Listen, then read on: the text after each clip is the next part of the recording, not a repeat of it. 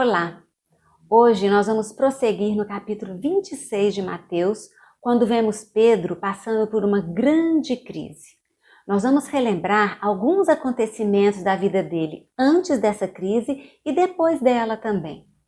Eu acredito que Pedro seja um dos discípulos de Jesus que nós mais conhecemos e a vida dele pode nos inspirar bastante.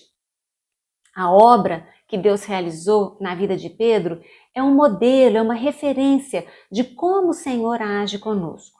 Nós vamos considerar algumas etapas da caminhada com Jesus a partir da vida de Pedro. Considerando a vida de Pedro, como ele conheceu Jesus? Pedro foi um dos primeiros chamados para ser discípulo de Jesus. Ele era da cidade de Betsaida, na Galiléia dos Gentios, uma região desprezada por judeus de outras partes de Israel, por ser um local de pessoas misturadas, de pessoas impuras, não ortodoxas. E foi dali, do meio daquela multidão desprezada, que Pedro foi encontrado por Jesus e transformado de um pescador comum em uma das colunas da igreja. João Batista testemunhava sobre Jesus e num determinado dia, André, irmão de Pedro, estava com ele. Nós lemos no Evangelho de João. João Batista estava ali novamente com 2 dos seus discípulos. Quando viu Jesus passando, disse: "Vejam, é o Cordeiro de Deus."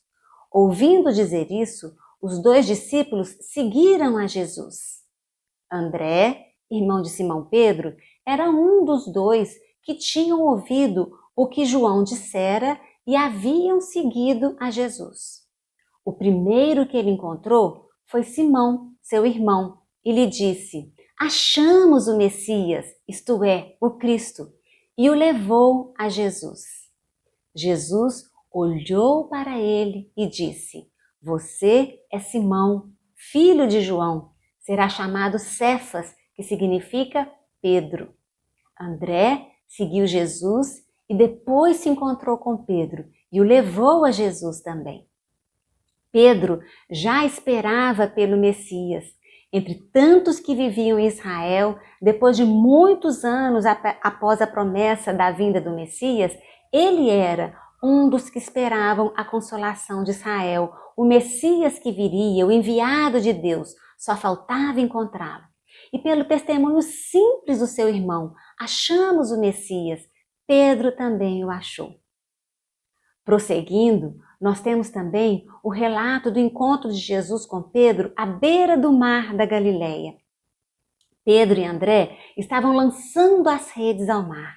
Jesus os viu e disse: "Sigam-me, vinde após mim, e eu os farei pescadores de homens." No mesmo instante, eles deixaram as suas redes e o seguiram. Qual foi a resposta de Pedro ao chamado de Jesus? No mesmo instante, imediatamente, deixou as redes e seguiu Jesus. Jesus afirma que fará algo na vida de Pedro como resultado dele ser um seguidor de Jesus. O ser pescador de homens seria resultado de seguir Jesus. Primeiro, Pedro tinha que aprender com Jesus, tinha que segui-lo. Certo dia, Jesus entra no barco de Pedro para ensinar a multidão que o apertava de todos os lados. Pedro e seus companheiros haviam se esforçado a noite toda e não haviam apanhado nada. Uma experiência frustrante para pescadores experientes.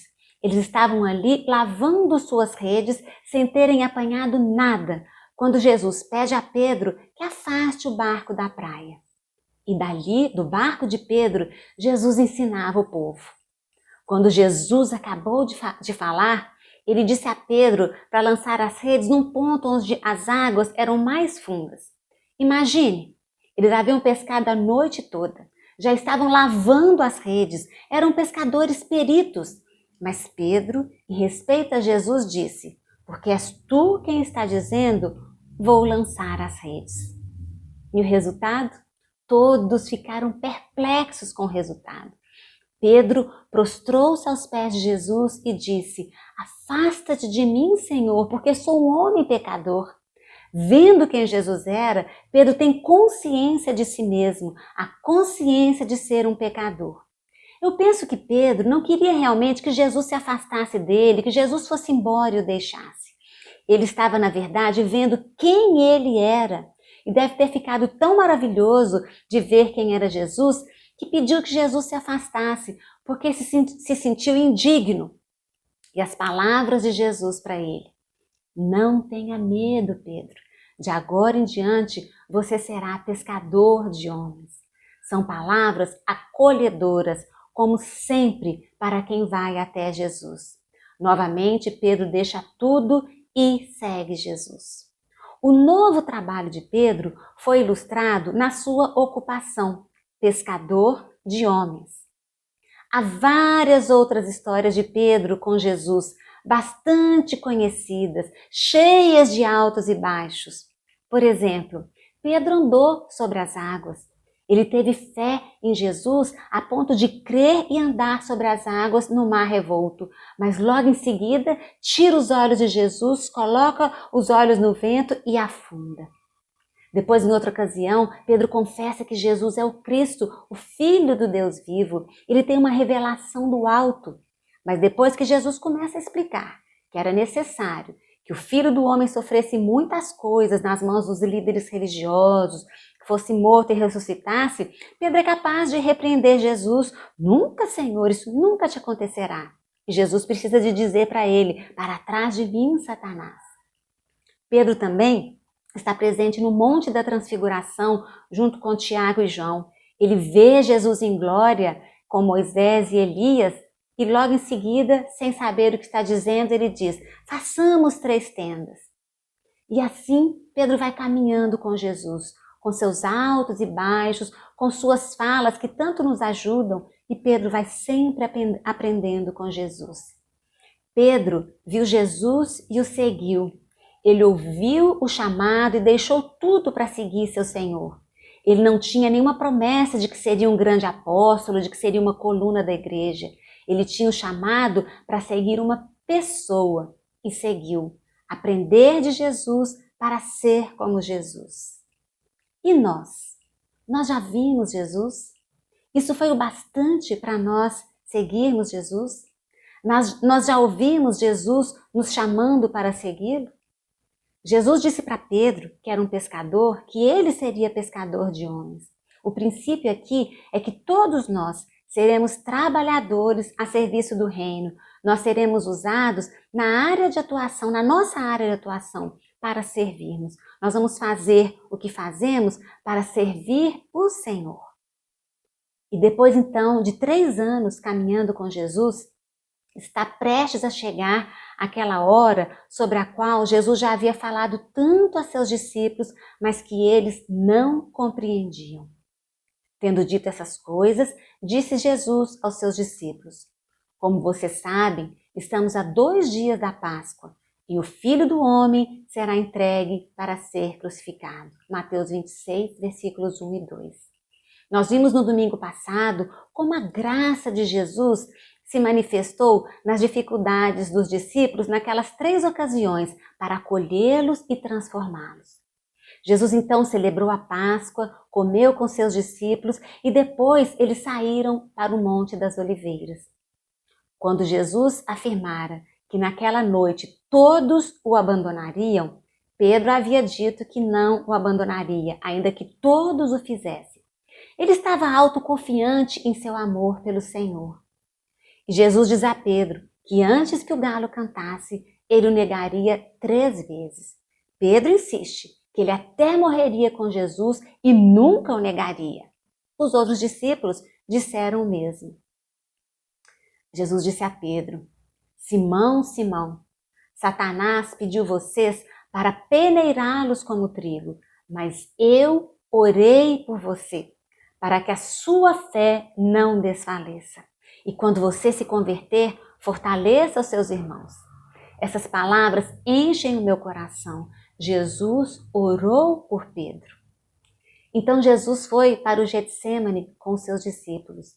Pedro, com toda a sua certeza e autoconfiança, não conseguiu vigiar com Jesus nem uma hora, mas ele adormeceu junto com Tiago e João, enquanto Jesus orava com a alma profundamente triste, triste até a morte. Mas quando os soldados chegam para prender Jesus, Pedro puxa a espada e decepa a orelha do servo do sumo sacerdote chamado Malco. João nos conta que foi Pedro que fez isso. Embora não tenha conseguido vigiar com Jesus nem uma hora sequer, agora parece que Pedro está mesmo disposto a lutar para defender Jesus. Mas Jesus manda que ele guarde a espada e cura o servo que foi ferido. Na sequência dos fatos, Jesus é preso como se fosse o chefe de uma rebelião. Todos os dias Jesus esteve ensinando no templo e eles não o prenderam. E agora saem com espadas e varas para prendê-lo. Então, Pedro abandona Jesus e foge, como todos os outros discípulos. Mas apesar de ter fugido, Pedro o seguiu de longe, juntamente com João. Foi até o pátio do sumo sacerdote, entrou e sentou-se com os guardas para ver o que aconteceria. Isso mesmo depois de decepar a orelha de Malco, ele corria o risco de ser reconhecido. Pedro acompanhou de longe o julgamento de Jesus diante do Sinédrio. Julgaram e condenaram Jesus como se ele fosse um malfeitor, um bandido. Mas tudo isso aconteceu para que se cumprissem as escrituras dos profetas. Enquanto Pedro está lá no pátio, se aquecendo ao redor de uma fogueira que os servos e os guardas haviam feito para se aquecer, pois fazia frio, uma criada se aproxima de Pedro e afirma que ele estava com Jesus. Você também estava com Jesus, o Galileu. E Pedro nega a primeira vez. Não sei do que você está falando. Pedro então sai em direção à porta e outra criada o vê e afirma também que ele estava com Jesus o Nazareno. Pedro, agora jurando, nega outra vez. Não conheço esse homem. A segunda vez. Pouco depois, outros afirmam que o reconhecem como seguidor de Jesus pelo modo de falar. Certamente você é um deles, o seu modo de falar o denuncia. Pedro agora, lançando maldições e jurando, nega. Não conheço esse homem. A terceira vez. E imediatamente um galo cantou. Seria esse o fim de Pedro? De uma certa forma, sim. Foi o fim do Pedro autoconfiante, do Pedro que não se conhecia. Mas por outro lado, não. Não foi o fim de Pedro. Não foi o fim de Pedro porque o Senhor voltou-se e olhou diretamente para Pedro.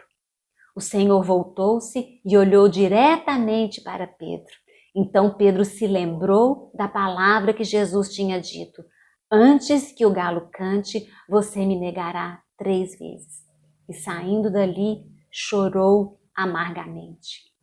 De novo nós vemos o olhar de Jesus. Teve o olhar quando Pedro conheceu Jesus e agora a mesma palavra. Certamente não foi um olhar acusador. Jesus, mesmo sob julgamento injusto, mesmo sob acusações falsas, ele olha para Pedro. Não se esquece dele, mesmo estando em grande sofrimento. Volta-se e olha cuidadosamente para Pedro. Nós vemos Pedro agindo, mesmo que incorretamente, movido pelo amor. Mesmo na sua autoconfiança, mesmo no seu fracasso, Pedro pode ser explicado pelo amor que tinha por Jesus, seu Senhor, por quem ele deixou tudo para seguir. É um amor frágil, como nós vimos, sim, mas amor por Jesus. Pedro agiu corajosa e precipitadamente por amor quando usou a espada, mas isso não deu certo. Depois, a coragem de Pedro falhou e ele abandonou Jesus e fugiu. Sua esperança de que o reino seria estabelecido como ele achava que seria, já e com bases terrenas ou políticas, também falhou. Mas sua fé em Jesus, na pessoa de Jesus, não falhou. Pedro cria em Jesus. movido pelo amor, seguiu de longe o seu Senhor. Acompanhando a história na perspectiva de Pedro, nós vemos uma história de amor. Amor que toma decisões incorretas, tolas, até perigosas, mas amor.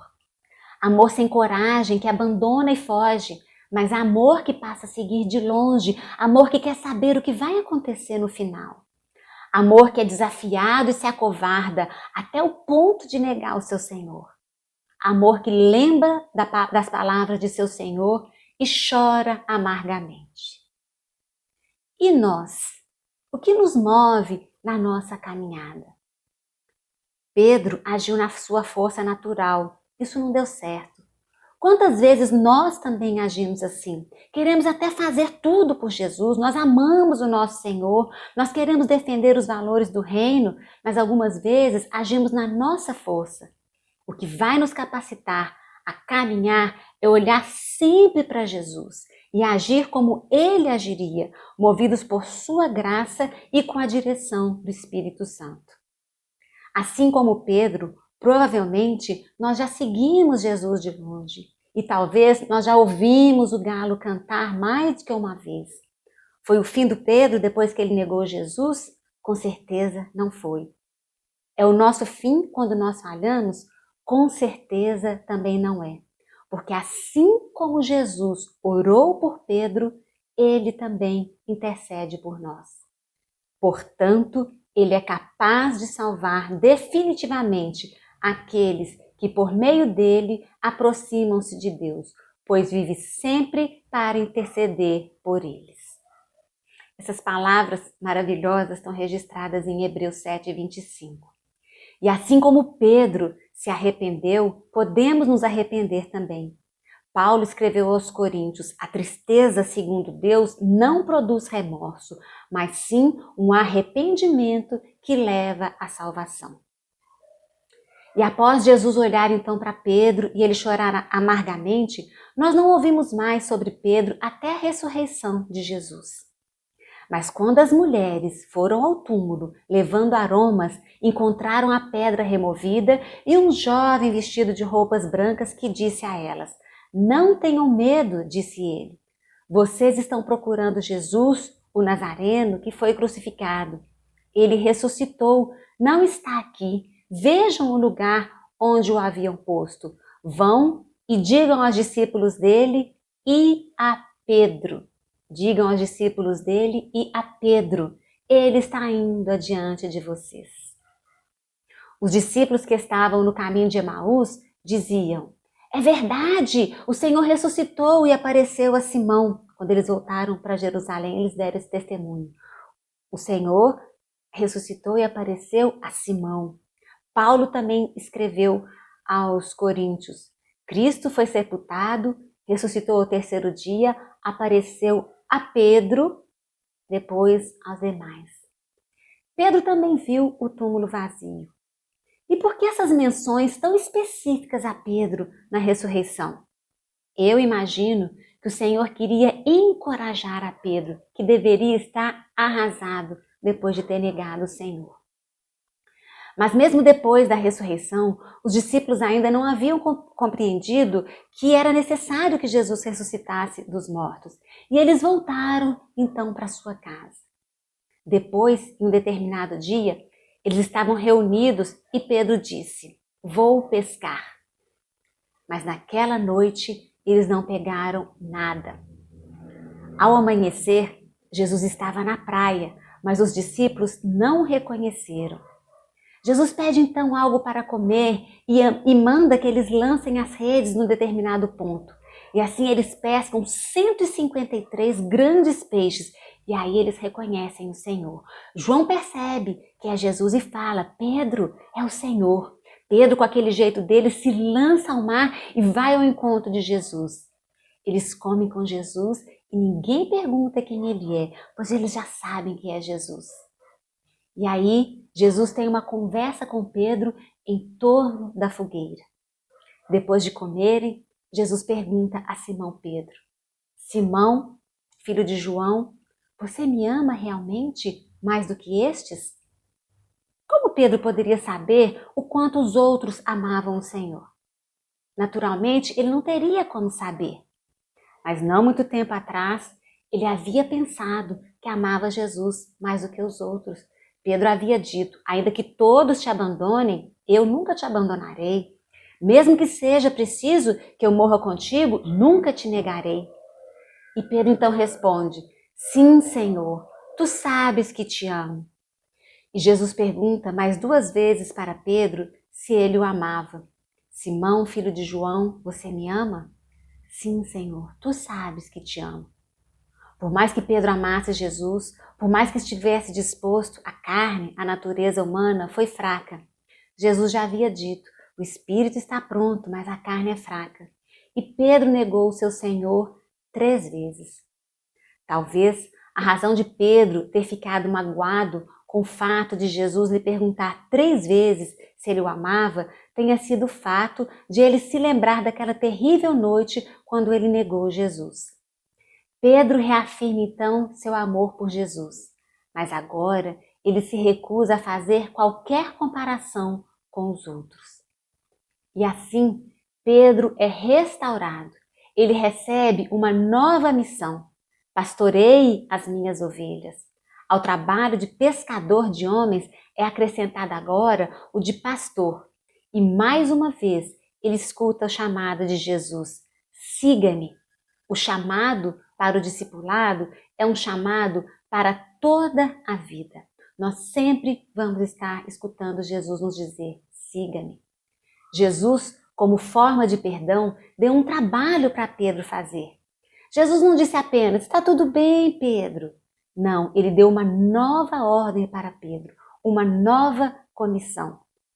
Ao redor de uma fogueira, Pedro havia negado Jesus. E agora, ao redor de outra fogueira, Pedro foi restaurado. Por causa dessa última fogueira, é possível lidar com aquela primeira. Para concluir, eu gostaria de ler um pequeno trecho do livro do N.T. Wright que eu achei tão bom que eu acho que vale a pena ser lido. Aqui está o segredo de todo o ministério cristão, o seu e o meu, o leigo e o ordenado, o de tempo integral ou parcial. É o segredo de tudo, desde o ser membro quieto e discreto de um grupo de oração até ser o orador de palanques em grandes reuniões e conferências. Se você fizer uma única coisa isolada, como seguidor e servo de Jesus, essa atitude se fundamenta nisso. Em algum ponto, no âmago de seu ser, existe o amor por Jesus. E embora muitas vezes você o tenha desapontado, Deus sabe, Ele quer encontrar esse amor, quer dar-lhe a chance de expressá-lo, de curar as feridas e os fracassos passados e dar-lhe um novo trabalho a fazer. Essas não são coisas para você fazer a fim de merecer perdão. Nada jamais o fará merecer perdão. Isso é graça do começo ao fim. São coisas que você faz por causa da alegria e do alívio de que você já foi perdoado. E também eu queria ler as palavras de Paulo aos Filipenses. Estou convencido de que aquele que começou boa obra em vocês há de completá-la até ao dia de Cristo Jesus. E para finalizar, as palavras de Pedro, num dia quando as pessoas estavam abandonando Jesus, considerando que o discurso dele estava duro demais, e Jesus pergunta aos discípulos se eles também não queriam deixá-lo. E Pedro responde: Senhor, para quem nós iremos? Só tu tens as palavras de vida eterna. E nós temos visto e crido que tu és o Santo de Deus. Que Deus nos abençoe e que assim como Pedro, nós possamos caminhar com Jesus, manifestando o nosso amor, sustentados e capacitados pela graça do próprio Senhor. Um grande abraço e boa semana a todos.